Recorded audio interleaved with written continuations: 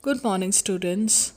From my book Snapshot, we are doing chapter number 1, The Summer of the Beautiful White Horse, written by William Saroyan.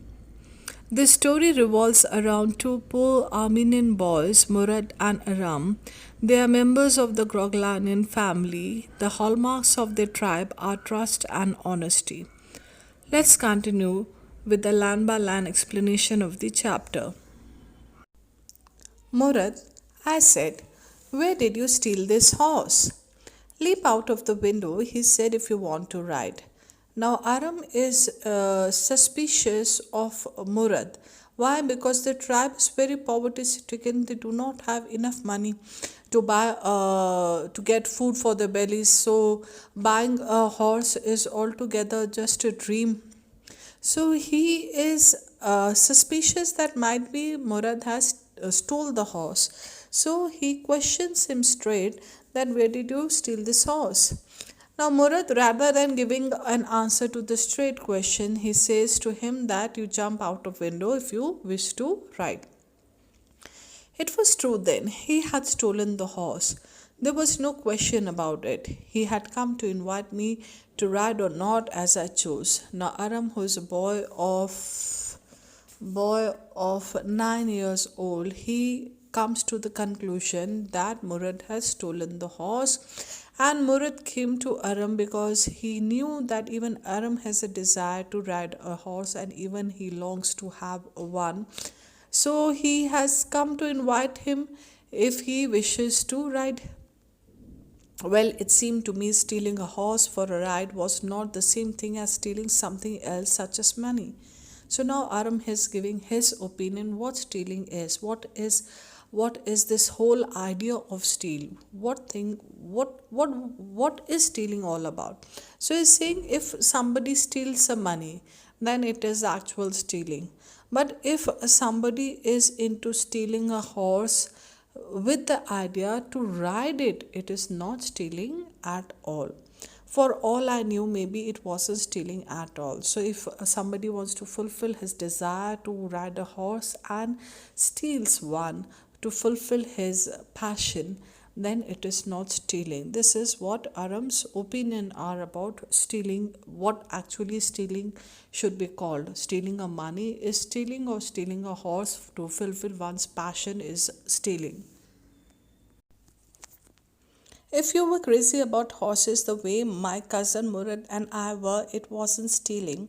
It wouldn't become stealing until we offered to sell the horse, which of course I knew we would never do. So, Aram says what that the way he and Murad are crazy and passionate about horses, then one can understand that it is not about stealing that the horse has been stolen. It says it would become stealing, the stealing of the horse would become stealing, actual stealing, when they offer to sell a horse and try to earn money out of it. I knew we would never do. So he says that we are passionate about riding a horse, so for sure they would not try to sell this horse. Let me put on some clothes. I said, all right. He said, but hurry. I leaped into my clothes. I jumped down to the yard from the window and leaped up onto the horse behind my cousin Murad. So Aram, he was invited by Murad to come if he wishes to ride. Aram is a passionate boy and he says that he got dressed up so that he can enjoy riding with his cousin, and then he got dressed up and jumped from the window, and then he mounted the horse with his cousin Murad. That year we lived at the edge of a town on Walnut Avenue. Behind our house was the country, vineyards, orchards, irrigation ditches, and country roads. So he is telling us about, narrating us about the town where their house was. So it says their house was on the edge of the town and it was Walnut Avenue. And it says that our house was the country. Behind our house was the country. Country means rural area where there were vineyards. Vineyards means grapevines, orchards that are fruit trees, irrigation ditches that are for conserving water, trenches and all were there, and country road. In less than 3 minutes, we were on Olive Avenue, and then the horse began to trot. So it says that riding this horse, we did not take much time, and we were in Olive Avenue, and then the horse began to trot, that is to walk. The air was new and lovely to breathe. Now it is early morning. It's just 4:30. It was not that bright a day, so the early morning air was all fresh and beautiful. The feel of the horse running was wonderful, and the feeling, why the desire, the passion to ride a horse has come true. So it was a wonderful feeling to be on the horse. My cousin Murad, who was considered one of the craziest members of our family, began to sing. So he says that cousin Murad, who is the craziest member of the family, he began to sing loud. I mean, he began to roar, so one can understand that he is not into singing. His voice is not into singing. So he says that he actually was roaring. The sound was roaring. And then he says, every family has a crazy streak in it somewhere, and my cousin Murad was considered the natural descendant of the crazy streak in our tribe. So it says then that in all families, not just Gogrolian family, we are talking in all family, there is some crazy sort of behavior or a natural inclination is there in a person. So it says in our family, this was cousin Morad was considered the natural descendant, that he inherited this craziness from our tribe. And who's the tribe member that he has inherited that character? Before him was our uncle Khusro, an enormous man with a powerful head of black hair and the largest moustache in the St. Jacqueline Valley, a man so furious in temper, so irritable, so impatient that he stopped anyone from talking by roaring, "It is no harm, pay no attention to it." So he says that my cousin Murad is crazy, but then this craziness he has inherited from one of the members of the tribe. And who is this member? This member is Uncle Khusro. He's an enormous man, he's a large man, and he has a powerful head, and he has his mustache is the famous in Jacqueline Valley, that is San Jacqueline Valley, that is one of the long interior valleys of California. So he says that even this Murad is getting this craziness from his uncle Khusro.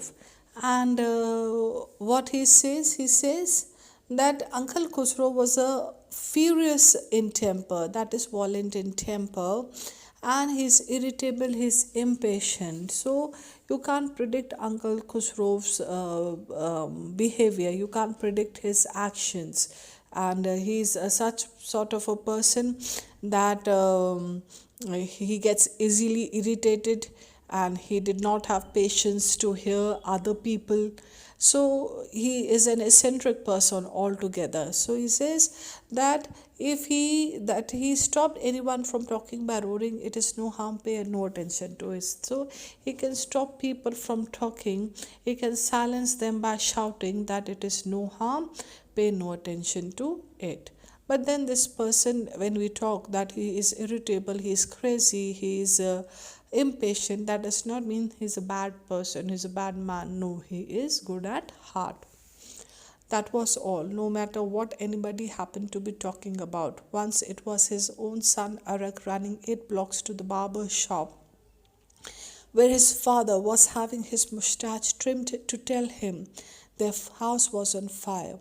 This man Khusro sat up in the chair and roared, "It's no harm, pay no attention to it." The barber said, "But the boy says your house is on fire." So Khusro roared, "Enough, it is no harm, I say."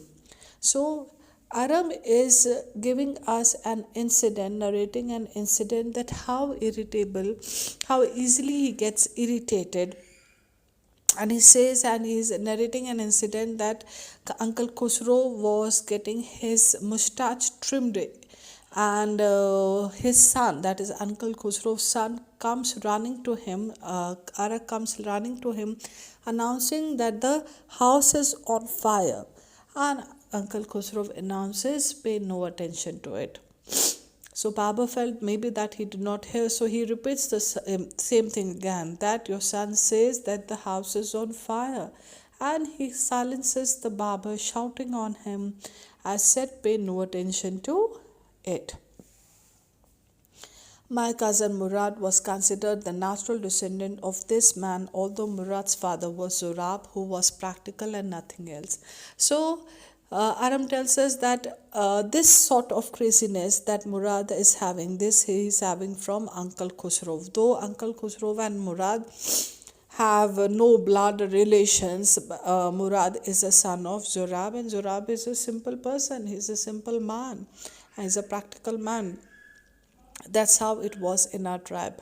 A man could be the father of his son's flesh, but that did not mean that he was also the father of his spirit.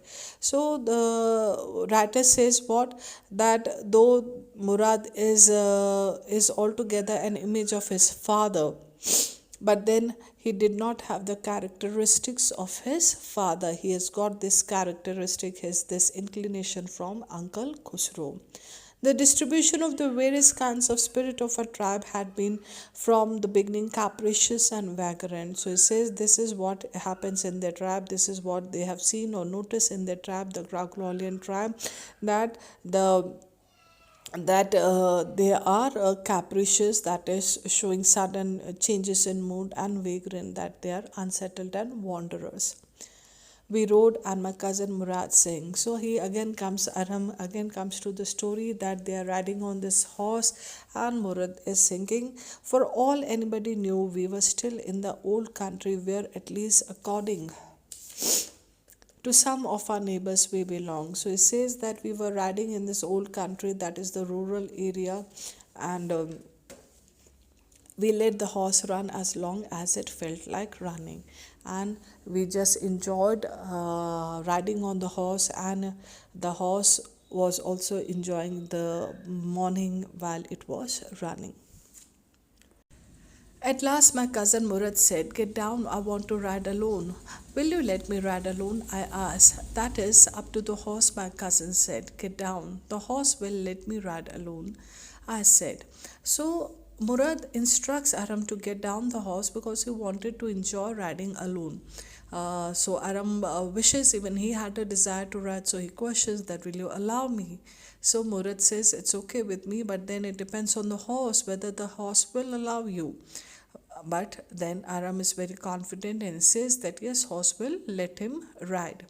And then Murad adds that he has a way with the horse, that is, he has the ability to deal with the animal.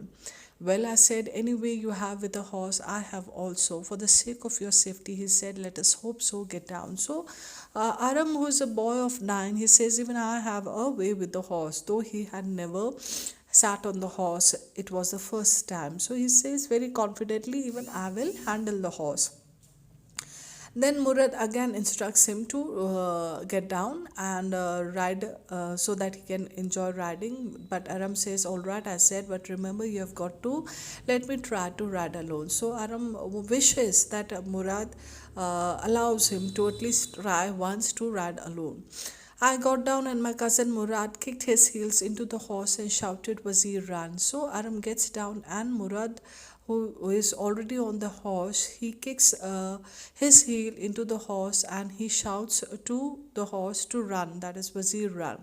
The horse stood on its hind legs, that is, it stood on the rear legs, and snorted and made an explosive sound, puffed or breathed hard, and burst into a fury of speed that was the loveliest thing I'd ever seen. So this Aram boy, who's very passionate about horses and whose dream is coming true, he was so happy to see a horse with extreme strength and picking up speed, and he was enjoying seeing Murad riding on the horse. And then he saw what, my cousin Murad raced the horse across a field of dry grass to an irrigation ditch, crossed the ditch on the horse, and 5 minutes later returned dripping wet. So he sees that how Murad had enjoyed his ride on the horse from dry grasses to irrigation ditches, and when he returned, he was all wet. The sun was coming up. Now it was day enough, or sun was already there, so it was light enough that things can be seen in all clarity. Now it's my turn to write, I said. So Aram said that he wishes to write. It's his turn. My cousin Murad got off the horse, so Murad was get uh, got down from the horse. Right, he said. So he said, okay, now you try. I leapt to the back of the horse and for a moment knew the most awful fear imaginable. The horse did not move. So Aram mounts on the horse and he was altogether got scared. Scared why? Because the horse is not ready to make any sort of movement. Kick into his muscles, my cousin Murad said. What are you waiting for? We have got to take him back before everybody in the world is up and about. So Murad says, instructs to Aram that you have to kick into his muscles, into the muscles of the horse. Then the horse would run, and he's waiting for your instructions. And there's already sun out. It's enough light, and the world is all awake. So it is before the world comes to know, they have to make sure that they had the horse. So he says we've got to take it back. That is, we have to take back the horse before everybody in the world is up and about, before everyone is awake.